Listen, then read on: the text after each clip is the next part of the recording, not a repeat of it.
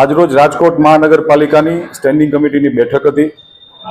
આ બેઠકની અંદર કુલ 53 દરખાસ્તો સ્ટેન્ડિંગ કમિટીમાં ભારતીય જનતા પાર્ટીના સૌ સભ્યો અને સ્ટેન્ડિંગ કમિટીના સભ્યો સાથે આજે આ બેઠકની અંદર 53 દરખાસ્તો આપવામાં આવી હતી। આ દરખાસ્તોમાં કુલ 102,44,16,00,000 જેવી માતબર રકમના રાજકોટ શહેરના 18 વોર્ડની અંદર વિકાસ કામોની આજે મંજૂરી આપવામાં આવી છે। કુલ 53 દરખાસ્તોમાંથી દરખાસ્ત નંબર 35, દરખાસ્ત નંબર 38 થી 46 અને 48 રાજકોટ મહાનગરપાલિકામાં જે કર્મચારીઓને આરોગ્યની જે સહાય એના પરિવારોને આપવામાં આવે છે।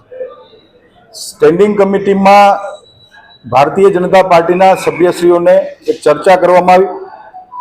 દર વખતે આરોગ્યની જે દરખાસ્તો આવી રહી છે અધિકારીશ્રીઓના પરિવારોની ચૂકવણીની ખર્ચની, તો આ દરખાસ્ત પેન્ડિંગ રાખી અને એક પોલિસી બનાવવામાં આવે અને એ પોલિસીને ધ્યાનમાં રાખીને આવતી સ્ટેન્ડિંગ સુધી આ દરખાસ્તને અમે પેન્ડિંગ રાખીએ છીએ। અને દરખાસ્ત નંબર 51 સાતમ આઠમના તહેવારોની અંદર રાજકોટમાં સમાજ કલ્યાણ સમિતિ દ્વારા સાંસ્કૃતિક કાર્યક્રમો કરવામાં આવ્યા હતા, પરંતુ આ કાર્યક્રમો વરસાદના કારણે કાર્યક્રમ થઈ નથી શક્યા।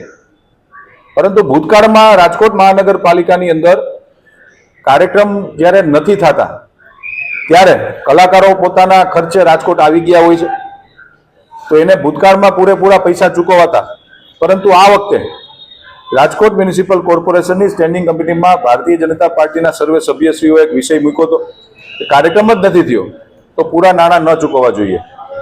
એટલે આજે એક પોલિસી બનાવવામાં આવી છે કે 50% પૈસા એને ચૂકવી દેવાના, 50% પૈસા એને ન ચૂકવવા જોઈએ। કારણ કે કોઈ પણ આર્ટિસ્ટ આવી જતા હોય છે અને સદનસીબે આવી કોઈ પણ સાયક્લોન કે વરસાદ આવે ત્યારે કાર્યક્રમ નથી થતા, એટલે એને મહેનતાણાના 50% રકમ કાપવાનો નિર્ણય આજે કરવામાં આવ્યો। કુલ 102 કરોડ જેવી માતબર રકમના કામો, વિકાસ કામો આજે મંજૂર કરવામાં આવ્યા છે। આમ જોઈએ તો રાજકોટ મહાનગરપાલિકા માટે તમામ કામો મુખ્ય કહી શકાય છે। 18 વોર્ડને આવરી લઈને વિકાસ કામો કરીએ છીએ। તેમ છતાં ઇન્ફ્રાસ્ટ્રક્ચર લેવલની જો વાત કરું તો રાજકોટમાં વેસ્ટ ઝોનમાં બીજા રિંગ રોડ ઉપર જે 4 મોટા આઇકોનિક બ્રિજો અમે નાના જે કલવર્ટ બ્રિજ બનાવીએ છીએ, આ બ્રિજ આવનારા દિવસોની અંદર ટ્રાફિકની સમસ્યાને હલ કરશે। 18 વોર્ડની અંદર ક્યાંક પેવિંગ બ્લોકના કામ છે, ક્યાંક રોડ નવા બનાવવાના છે, ક્યાંક આરોગ્ય ક્ષેત્રની અંદર એક મેડિકલ સેન્ટર અમે બનાવીએ છીએ વોર્ડ નંબર 3 ની અંદર। એટલે તમામ કામો ભારતીય જનતા પાર્ટીના શાસકોએ આજે 102 કરોડના કામોને મંજૂર કરવામાં આવ્યા છે।